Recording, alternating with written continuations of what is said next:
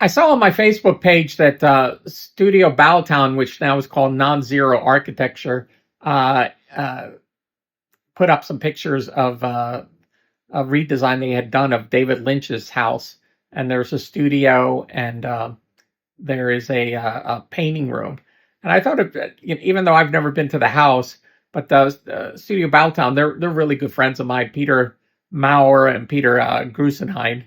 Peter Maurer is not with the company anymore. It's Peter Grusenheid who's doing everything, but he's such a nice guy, and he did the work for Sigma Sound Studios. If you look through my database, you look up Sigma Sound floor plans, you can see what he did, and it really looked beautiful. And if they didn't run out of money, it would have been fantastic. But he put the pictures up of David Lynch's studio, and I thought this was very interesting. Like, I'm looking at his control room, and he has a euphonics console. This was a theater, but it must have been an old picture, because on the right hand side you can see Pro Tools with a tube monitor, or maybe a flat screen.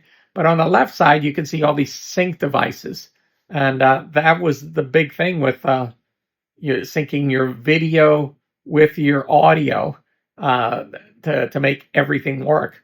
You had to strike the time code, run the time code into the machines, and then they compare them, and then they would adjust the machine so everything was in sync. And it's something that we don't need today anymore, because the computers do everything for us. But if you look at the room, he has all the Bryston amplifiers in the front there, and it looks like it's what do you call it, like a THX approved room. But it's also, you can see the guitars and the bass and the amplifiers on the side of the stage. So they must have been playing some music in there too. But the euphonics console, that was a big deal, that you could recall everything. It was a digital analog console that was recalled through digital. But for the film guys, this was an important thing.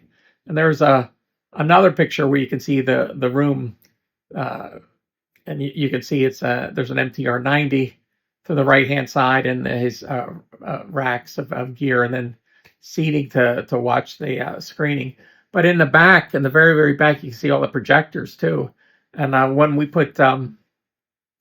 Night Shyamalan's room together in Exton, Pennsylvania, he had those big projectors too in there, and we had to make everything sync up. But those things were very expensive, and you needed special operators to make them work. So I'll run these pictures, and you guys just check them out. It's interesting. He did all the design work for the outside and the inside. So there you go. The estate's going to be going up for sale pretty soon.